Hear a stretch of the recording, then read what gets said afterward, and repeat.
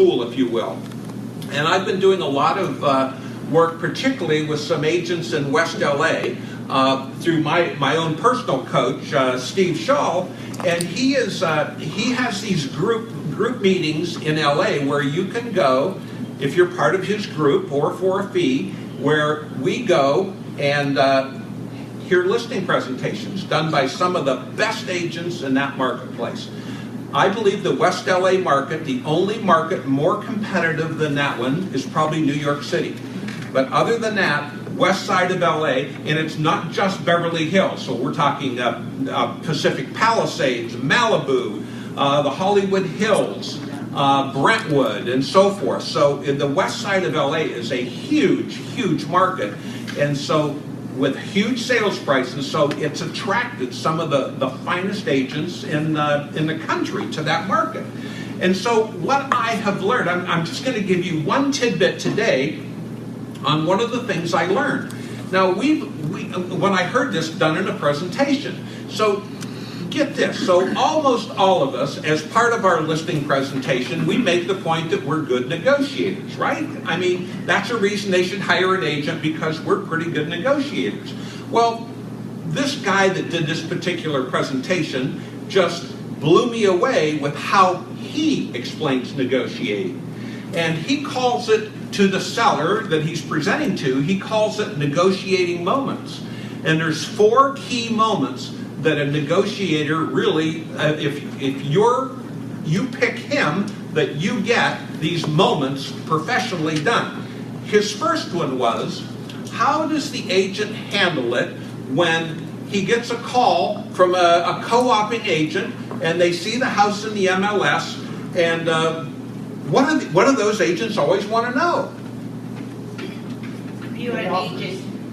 Well, yes, they want to know if he'll tell them how much will they take, right? Don't we all really want to know what the bottom line is? And he explained his method of how he obviously restates the list price, and he proves the value to these people on the phone. It's not just, hey, the listing price is $2,360,000. It's no. Here is the price, and here's why I priced it there.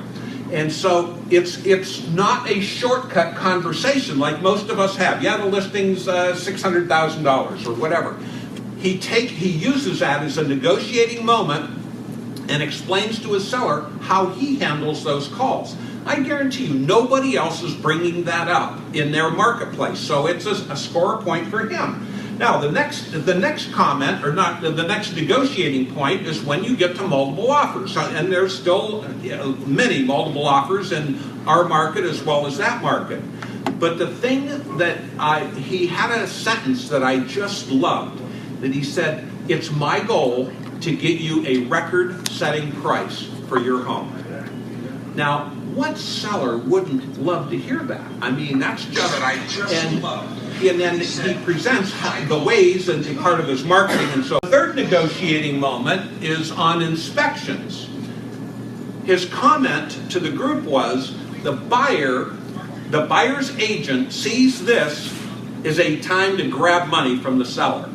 Okay?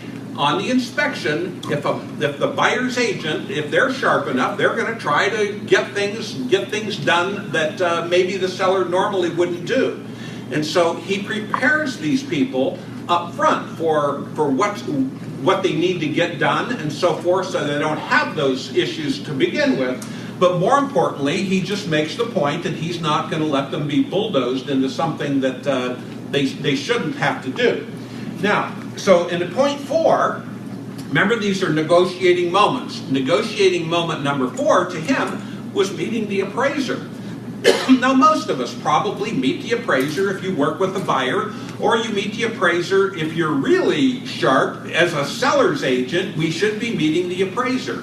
But he goes way beyond what typical agents do. Yes, you'll take 3 or 4 comps out and run them off the computer and tear them off. And what he does is he pretends the appraiser is like the seller, and he does a CMA for the appraiser with all the beautiful photography, all the detail, some detail that he wouldn't give maybe even a seller, but he knows that the appraiser wants.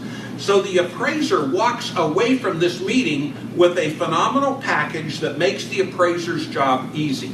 And so I just think, and so negotiating moments, what a great way. And it's just, most of us, we use it as a throwaway line. Yeah, you want to list with me because I'm a good negotiator. Explain what that means. And that's one thing I learned from that day. I did get another technique from a different agent in this group that had this to say: when you have multiple offers and the seller isn't taking it. Now, many times we just say, well, you've bought your house back, okay? I mean, I've heard that from Mike Ferry for many, many years. You just chose to buy your house back. I learned a much better way to say it. You can tell the seller that they are the highest bidder for their home. Now think about that. You explain to the seller that they're the highest bidder. And I just think it's a much classier way to get the point across, rather than just saying, hey, you just bought your house back. And it's just a much better approach. So let me just finish up with some of the things. I know we talked a little bit here with our group before we went live, but with our efforts on social media, it is my job, my mission, to help every one of the agents in our company become so successful at social media.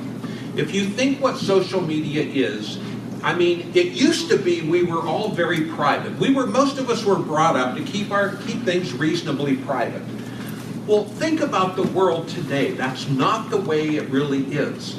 Think about the Kardashians, okay? And whether you like them or not, that's irrelevant. They're everywhere. They're everywhere. You can't have a newscast barely without some comment or something about the Kardashians. And so let's learn from that. And so one of the comments in West LA was, social media is the opportunity for every one of you to have your own reality show. Well, how cool is that? A reality show for your 200 or 300 people. And that's fabulous. And so that's what I am attempting to do. We already are so far ahead of our competitors in the local marketplace, they already will never catch us. Now, that does not mean there's a few good agents out there that are on this, but there is nobody in our market. And when you look at it, the way I have looked at it, there is nobody that has the connectedness that this group is setting up right now and will have for months and years to come. So I'm very passionate that every one of you get involved with us and we're doing it for you. It's not teaching you how to do it. We're doing it for you. And that's how I know it's going to happen. So it's my job. We want to lead. We want to lead the market, not follow the market. Now, we are just, we're a group right here that is, for the very most part, very seasoned professionals. And some of the best agents in the market are right here in this room. But we need to let the homeowners in Riverside, the buyers in Riverside, and our surrounding communities that we service, we need to let them know that you're here, you're available, and that you want to help them. And so that's the piece that's been missing for quite a few years. We just, we've talked about all the things you should do. Now it's actually going to happen. So there is I'll close with it's a famous quote from Wayne Gretzky, the famous hockey player. He's retired now.